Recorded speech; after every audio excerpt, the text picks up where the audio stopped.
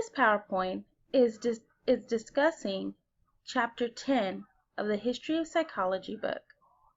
Chapter 10 is about psychophysics and the formal discipline of psychology. I am Aspen Smith, your host from the University of the Incarnate Word. What is psychophysics? Psychophysics is a term that refers to the study of the relationships between physical properties of stimuli and the psychological or subjective impressions of those said stimuli. This is the study of sensory feelings and its relationship with external properties. The example given in the book is about vibrations or frequencies and how it is heard by the individual. This is what the early psychologists focused their time on when studying psychophysics. They spent a lot of energy on lower and higher thresholds for various external properties. They defined these thresholds with a minimum and maximum amounts of stimulus. Psychophysics tells us how much of the stimulus we can detect. For example, if we want to look at a person's response to the sun, we would start with the minimum amount of sun thresholds, and then we could look for the person's response to the maximum amount of sun threshold. In the early psychologists' studies on thresholds, they always began looking at the minimum amount of information that a person can recognize at least 50% of the time. Psychophysics is the earliest form of research that was conducted in psychology. Ernst Heinrich Weber was born on June 24, 1795. He attended the University of Leipzig, as did a lot of the other psychologists in his time period. He can be attributed for the formal study of psychophysics and experimental psychology. He focused on ideas that surrounded sensory feelings or the senses, and he pioneered work that brought attention to skin and muscles. Weber was most known for his two-point sensory work on the skin. For example, he notated that a person can feel two separate touches at the exact same time. This is his sense of touch theory.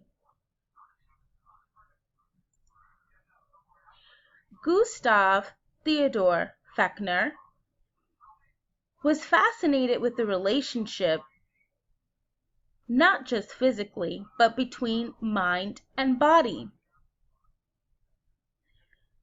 Fechner was blind, and he had a somewhat difficult time with his emotional and mental abilities. He was a little sickly for the majority of his life. He attended Leipzig as well, and once he graduated, he also taught there as a philosophy professor. He contributed to the discipline by writing a breakthrough book called The Elements of Psychophysics, which catapulted him to becoming one of the founding fathers of psychology. Fechner taught about outer psychophysics, which is generally what he's known for, but he also did a great study on inner psychophysics. Fechner's inner psychophysics study was somewhat pushed aside in comparison to his outer psychophysics work. Some psychologists state that his work on inner psychophysics was muddled and mystical, possibly in part due to his illnesses. That was until psychologist Edwin G. Boring came and stated that his thought pattern set a precedent that's followed until this day. The inner psychophysics focused more on religion and spiritual concerns. On Fechner's inner psychophysics, he studied more about the relationship between the brain and the mind.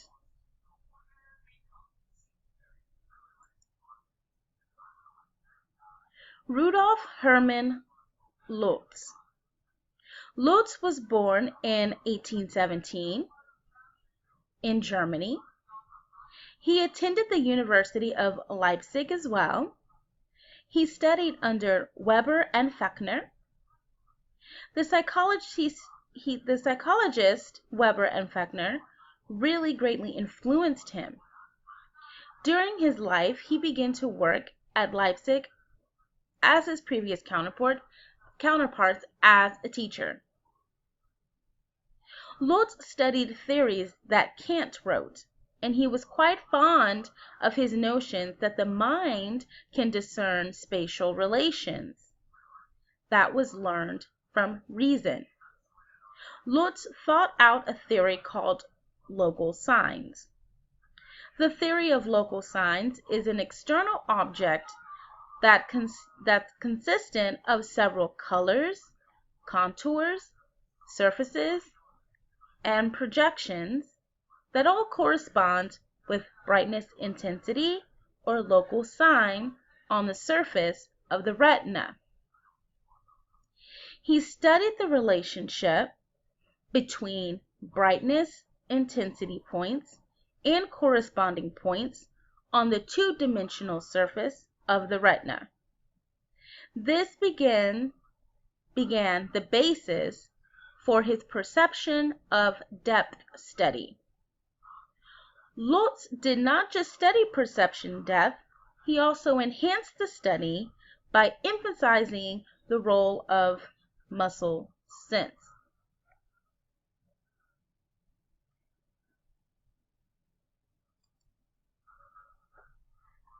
Hermann von Helmholtz. Hermann von Helmholtz made major contributions to psychology. He is one of the most celebrated scientists and inventors of his time. He did not just focus on one subject, but several subjects. He contributed to physics, physiology, and psychology. He was on the cutting edge. Helmholtz's contributions were vast, but his research in sense perception provided us with great information. He studied topics such as illusions, perception of depth, and color vision. He was so interested in vision that he invented the ophthalmoscope, which is an instrument that views the retina.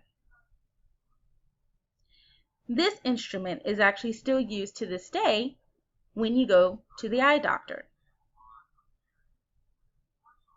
Helmholtz answered the question of how we see color and how it affects our eyes. Over time, it was found that colors were associated with specific wavelengths. Helmholtz had an interest in acoustics and hearing as well, and created a theory on logical structures, which was a great foundation for pitch perception. Helmholtz is accounted for timbre or quality of sound, and he was one of the first psychologists to reason that a specific pitch varies depending on the instrument. So, for example, the key of C on a piano is different than on a trumpet or even a different piano. There is a research article from Ghent University that discusses Helmholtz's contributions compared to Fichte's ego doctrine. Helmholtz gives a foundation to other philosophies to be challenged and grew upon. Wilhelm Wundt. Wilhelm Wundt is notated as the father of psychology. He began the beginnings of experimental psychology. He went to school in Leipzig to join all of his other counterparts. He decided to do research, and he wrote a book in regards to muscular movement. During his psychological journey, Wundt became Helmholtz's assistant for 8 years. Wundt studied and researched in the lab for years, just experimenting. He saw that there was a need to create he saw the needs that needed to be addressed, such as creating a scholarly journal to publish research papers. He created the first issue of Psychology journal. Wundt studied linguistics as well, setting up his own research program. Later in his studies, he focused on socio-cultural psychology. This was an area that he focused on anthropology, psycholinguistics, forensic psychology, and the psychology of religion. Wundt preferred the thought process of voluntarism. Voluntarism is the thought process that all actions must be voluntary, not coerced. Wundt believed that this is the only way to be free. Free will must be voluntary. Wundt believed that free will is only attained by a truly reflected conscience.